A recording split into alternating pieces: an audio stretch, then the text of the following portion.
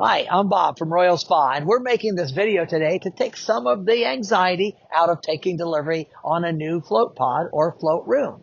The float pod and the float room are so similar that really a float pod is just a float room with a top on it that has a door. So we're going to be looking at a couple of things that I want you to pay special attention to when you first get it. So let's go back here and let's look at the pump. On this particular tub, this is the pod, and the pod has a pump that is designed to turn this solution over 4 times in an hour. So that pump right there is adjacent to the control box, and we'll be talking about the control box in just a few minutes. But the pumps are what we're dealing with first, and we're dealing with the layout of the tanks.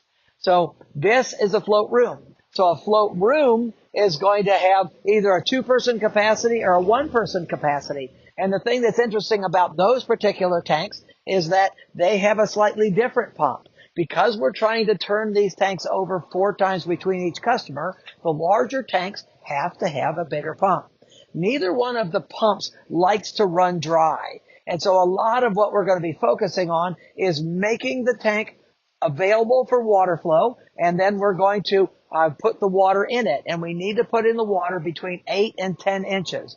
So I'm going to grab this UV device over here real quick, and we're going to install it. So this device you saw inside the pod was wrapped in foam. So this will just sit right up in here, and it'll sit right there on top of those gaskets, and you'll just bring these nuts up, and with your own bare hands, you'll snug these up, and that will capture the solution, and it will capture the UV device so that you have a free flow of solution through this device. So now you've got this transformer here, which is waterproof, and I'll snug these all the way up, and then this sits down in the back. So once we get that set down behind everything, then I will route this wire around, and when I get this wire routed around, I'm going to plug it in to the spare plug right here that's labeled ozonator. So it will plug in like this. So that device is now plugged in, and it will get power whenever the tank is in circulation mode.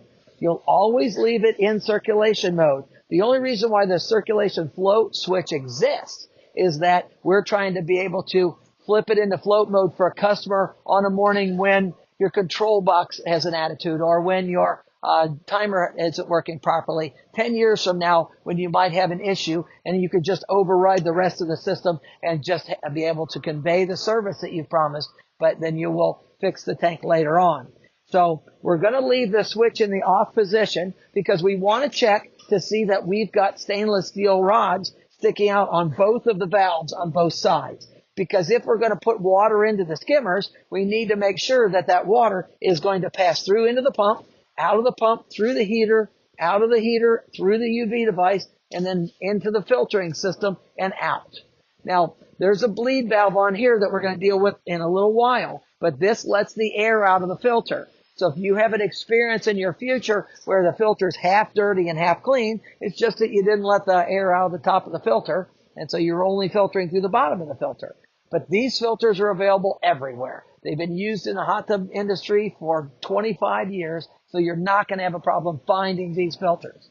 So now I'm going to move my camera around beside me so that we can see how these skimmers open up. So the skimmers have a knob on them that you can turn, and it brings this basket out. So this basket is required by the new NSF requirement in order to keep things from getting sucked in and making the flow not be as acceptable. But we're going to have rags when we're filling the tank up, and we're going to stuff a rag in that's too large to be sucked into it completely. So we're going to take a kitchen towel, something that size, and we're going to block up this skimmer. And then we're going to take the other skimmer, and we're going to tie a towel around it, and we're going to push water into here. We're going to push water into this skimmer until it comes out through there. Because by the time you push that much water through the pump and through the heater, through the UV device, and through the filter, and it's gone all the way around and come back out that jet, you have cleared the tank of any air bubbles. An air bubble will not let the pump pump. And so it's called an airlock. It's not going to hurt anything. So in the event that you come back around here, like I'm going to ask you, you get the thing filled with water. We want it to go 8 inches because so we will get it running at 8 inches and then we'll put the caps back in. If it sucks a little bit of water, we're going to put a little bit more water in until it quits slurping.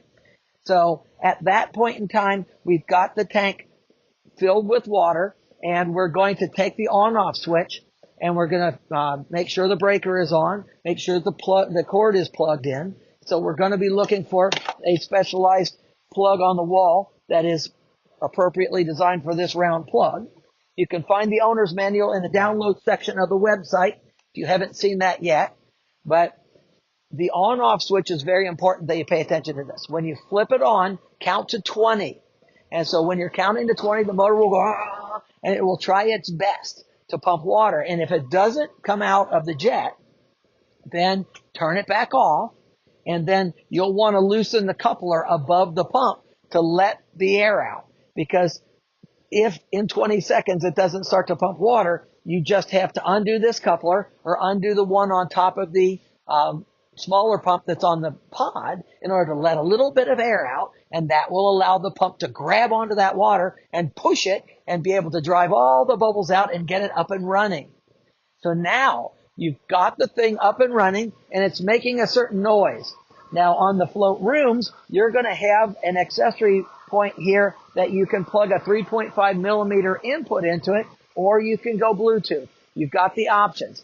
With the Bluetooth on a float tank, we're not sure how to make sure that 4 or 5 or 6 tanks have a exclusive Bluetooth address. So it would stink to try and link up and have it linked to room 3 when you thought you were working with room 1's float tank.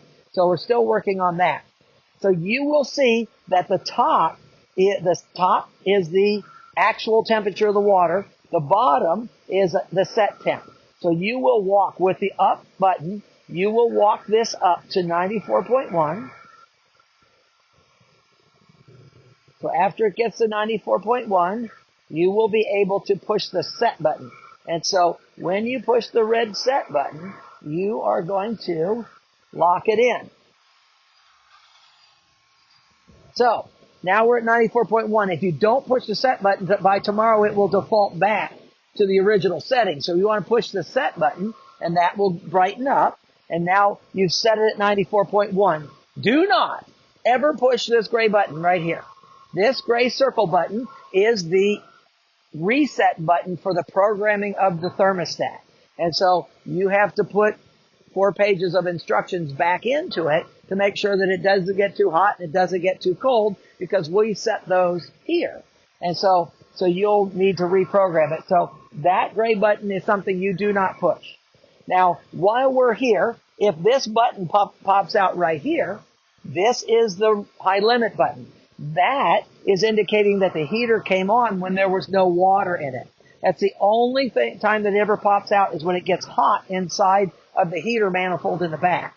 So if that pops out, you just wait till it cools back down, push it back in, but you need to have the thermostat turned down when you're starting it for the first time so that you aren't heating water that's not coming yet. That's the other reason why we only wait 20 minutes after we first turn it on.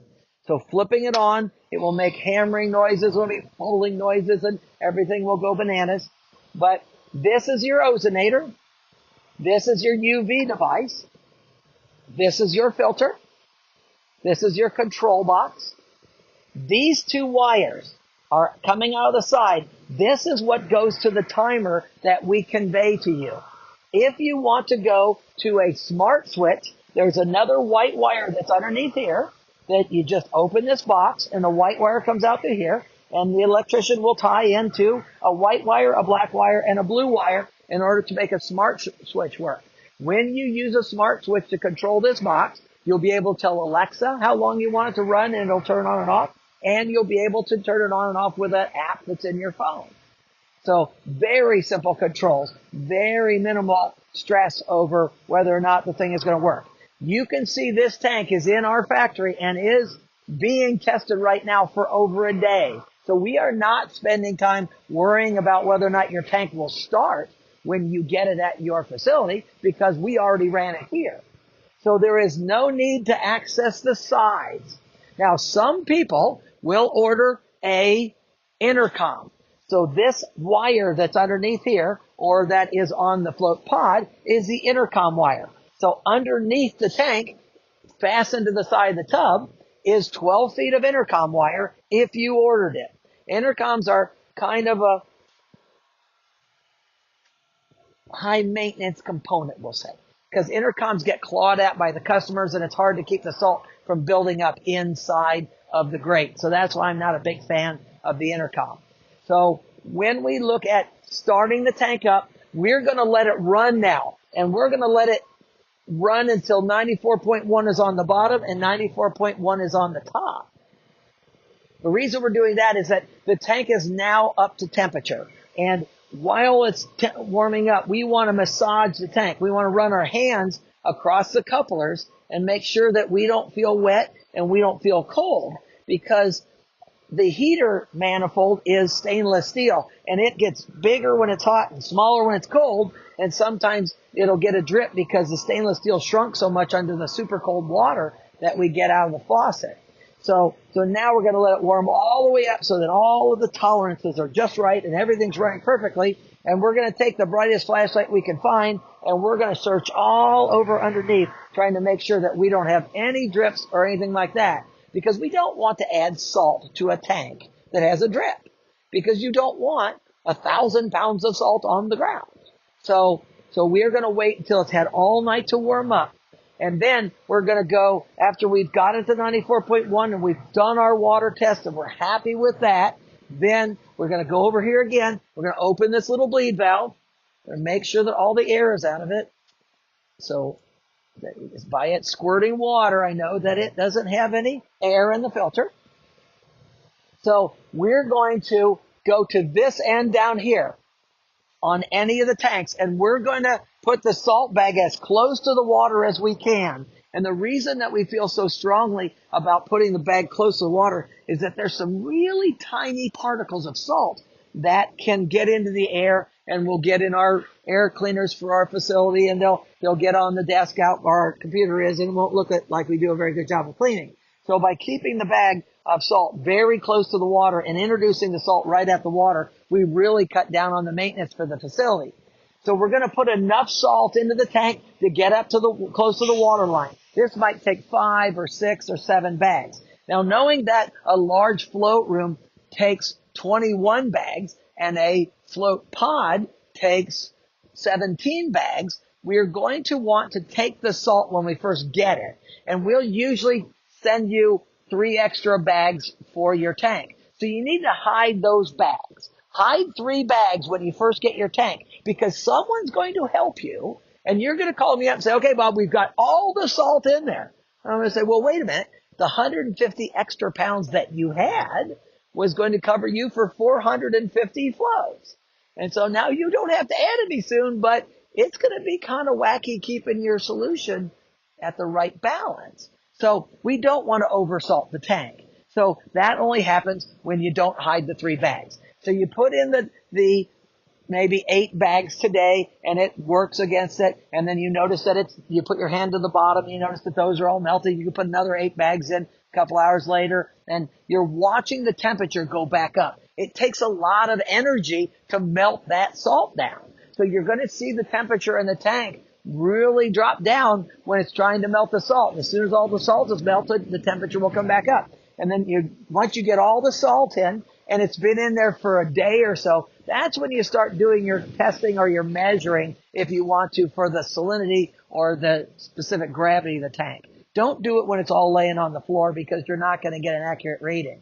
So when you put your last bag in, or when you're halfway through your bags, it's always fun to get in there in shorts and march around and stomp on the salt. It's really fun, and you feel the energy come into your legs from the salt, and you can just feel like you're kind of getting to be pals with your new toy.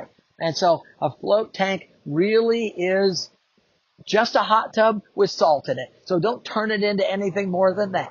The control system are hot tub parts. The filtering system are hot tub parts. The way that you fix it is just like a hot tub. It just has Epsom salts in it that will keep it from growing any cooties or creating any problems that are of any significance. So hydrogen peroxide isn't going to be needed anytime now or even very soon, because hydrogen peroxide is only working on organic material, stuff that came off of a human. It's not going to do anything about the calcium in your water. It's not going to do anything about the dirt in your water. It's not going to do anything about the dirt in the Epsom salts.